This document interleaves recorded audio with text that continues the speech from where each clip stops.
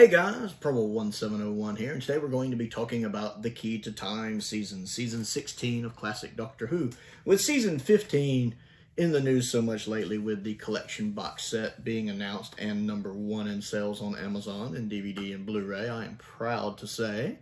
I wanted to talk a little bit about season 16, kind of get your thoughts on season 16 and what you think of it. I enjoy it. The Williams era, I think, is underappreciated. I like season 16. For the most part, I love the fact they were trying to do a seasonal arc back in, 1978. That's actually pretty impressive, I think, and very unheard of for the time. Granted, it's kind of a loose arc, and the stories do act a lot like individual stories, to be fair. And you got a good mix of stories, I really think. And they do vary in quality. I'll take them in chronological order. The first two, of course, my favorite of the season. I really like the Ribos operation. Ribos. I never get it right. I enjoy it a lot. I like the story. I like the casting. I think Tom's putting in a good performance. I really like Mary Tam as Romana. She is my favorite of the two Romanas. She's really good in the role. I enjoy the humor of their first scene together in the Tardis. I enjoy when he's like, it's either Romana or Fred. I think I prefer Fred. Right! Come on, Romana. It does have those humorous bits in there. I really like the guy playing, was it Olaf or whatever his name is? The swindler who's in charge, the larger one. I like him a lot in it. He's really good. His assistants... The guy playing the Graf Vindicay is good. The guy playing his right-hand man is really good. I love the woman who's like the witch seer. You know, she's having fun with that part. She's getting really into it, and I love it. I totally love it.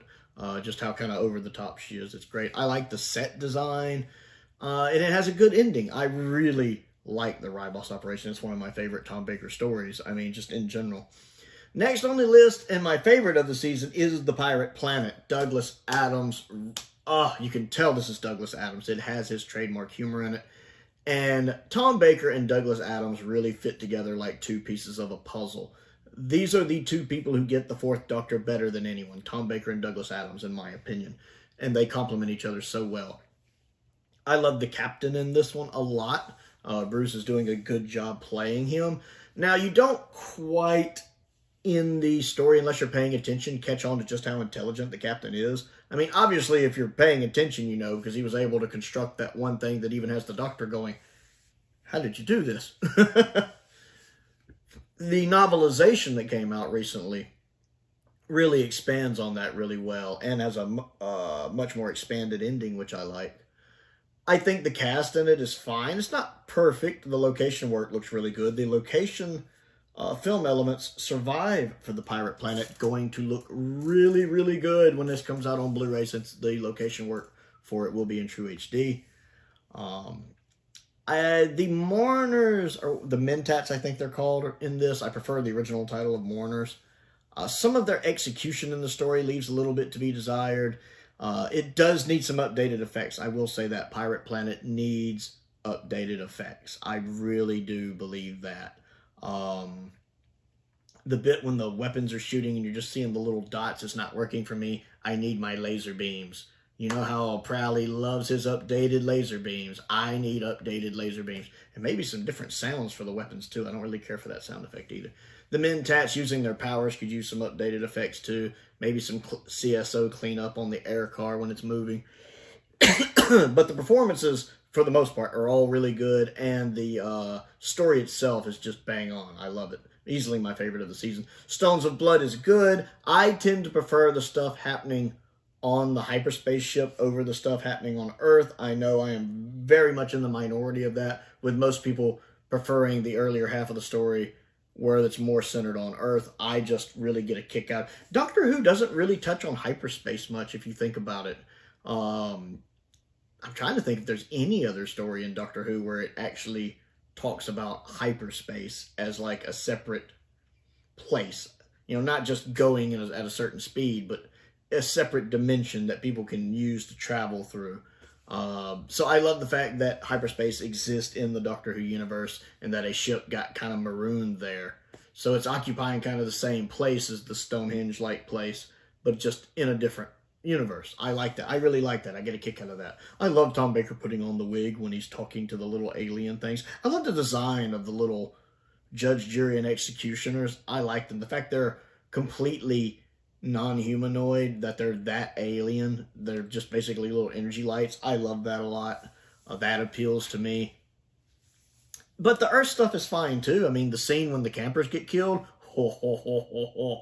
Yeah, that's calling back to the Hinchcliffe era right there. I love it. Androids of Terra is a weird one for me because my opinion of it has seesawed so many different ways. I thought it was bad. I thought it was really good. One of my favorites of the season. I thought it's middling and in the middle. My opinion of it seems to change with every watch. I don't know which one to go with. I think the performances are all good. I love Mary Tam's outfit. I live for that purple outfit of hers. And she's having to play 4 parts in this role, Mary is, because she's playing Romana, the princess, the robot impersonating Romana, and the robot impersonating the princess. And she's on top of things. She's doing a good job. Tom Baker gets some serious moments and some humorous moments in this. I love that. Would you mind not standing on my chest? My hat's on fire. I love that. I love the one guy, the guard, who's on the doctor's side, but still keeps threatening him with the sword, to the point K9 has to shoot the sword out of his hand at one time. I like that guy. He's very dedicated in taking the initiative. I wonder if he's an ancestor of Duggan's. That would make a lot of sense, actually. The guy playing the king is good. The guy, of course, playing the villain, the Groth, or whatever it's called, he's good. I know he's also from the Macroterra. He's good. It's a good story. I like the fact they find the key at the beginning of the story. They just can't get away with it and have to deal with the rest of the story. This one doesn't really need updated effects. You could update the swords. I've seen some, a fan-made YouTube video where a guy, it might have been Cunning Monkey, I forget, did updated effects for it, and the swords look so much better. So you could do a little there. Doesn't really need it. Then, of course, we come to Kroll. I fluctuate between whether I think Kroll is watchable. If you forced me to it, I would say it's watchable, barely. It has a handful of moments. You've got that look on your face like you're adding 2 + 2 and getting 4. I love that bit. But just this one, the location filming doesn't do much for me. The Swampy's makeup doesn't do much for me. The effects of Kroll, even for Classic Who, doesn't do much for me. It's not that the story's bad. I mean, the story isn't Holmes' best, but it's not bad. The story on paper is fine. I've read the novelization of it. It's fine. It's fine. Not a bad read by any means. It's just the execution of it, directed by the same person who brought us Underworld. To be fair, I actually like Underworld. But this one just does not click for me. It's my least favorite Tom Baker story, but by no means the worst Doctor Who story. It's miles better than some of the stuff the modern series has given us. And to be honest, probably not even my least favorite Classic Who story, if I had to say. But just my least favorite Tom Baker story. And then we have the Armageddon Factor, highly underrated. I don't really care for Drax in it, and his very British accent. I'll admit it seems a little unnecessary. I love Lalla Ward as Lady Astra, and figuring out the mystery with her. The guy playing the Shadow does ham it up a little bit. It's fine. The makeup for him, by the way, is really good. I actually like the makeup for the Shadow character. So, despite him hamming it up a bit, it's fine. The bit with him reprogramming K9 kind of feels like it comes out of nowhere, but sure, why not? I like the fact that the Doctor realizes something is up when K9 calls him Doctor. Are you that, Doctor? And he's like, Doctor. I like that. That's pretty neat. Seeing Mary Tam and Lalla Ward sharing a story together and having scenes together is pretty interesting. You know, looking back at it, you're looking at it like, that's pretty interesting. I love the guy playing the leader of the army that's under control of the Shadow. The actor playing him is really good. I like his right-hand man who is trying to do the right thing. He's really good, too. I like the actor playing him. I love the way he always pulls his gun like... I don't know if you can see it on the camera. I'm trying to... He always has this weird way he holds his gun like... It's hilariously funny, and I love it, and I wouldn't change it for anything. And then it has a good ending with, of course, the Black Guardian impersonating the White Guardian, and Tom Baker knowing what's going on and not falling for it. I love the scene at the end when Tom's like, I have the key to time. Well, what do you think? I love the way Tom plays that. I know that's not the way it was originally written to be, and I know that's not the way the director wanted to do it.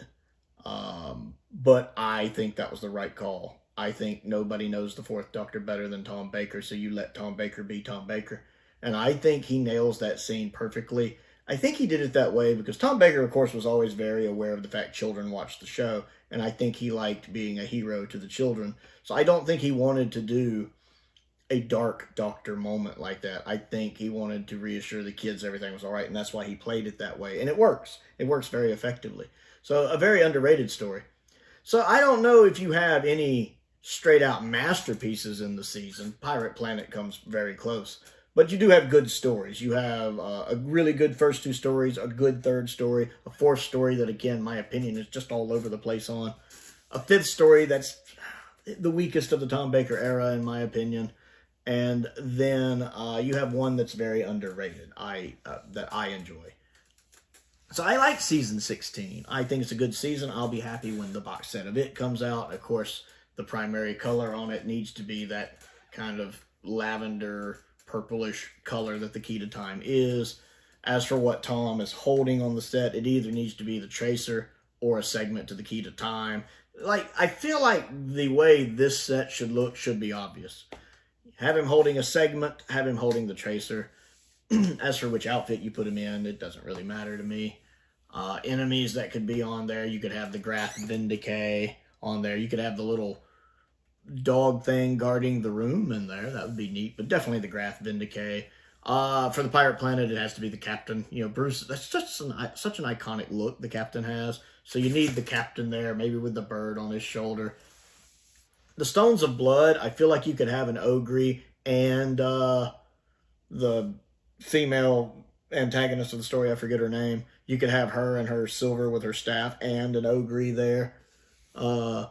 Androids of Tara, I guess you could have the Groth or whatever his name is. The guy who's also in McIntyre, you could have him on there. And for Kroll, of course, you have Kroll. I mean, you could put a Swampy on there, I guess, but you have Kroll. Kroll's probably the one that needs to be at the top. You know, since you see him straight on, you know, where the Time Monster is on season 9, where the Findal and the Findal creature are on season 15. That should be Kroll just at the top in all his glory spread out, in my opinion.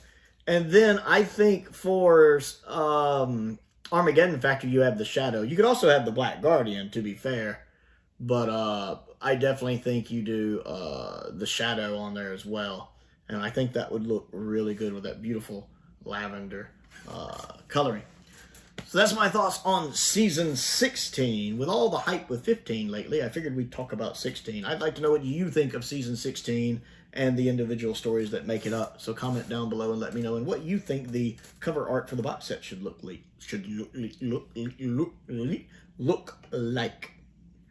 Other things to do. Don't forget to click the like button and the subscribe button and the bell for notifications so you never miss out on another video. I also have a Patreon if you would like to support me on that. Several different tiers there to choose from.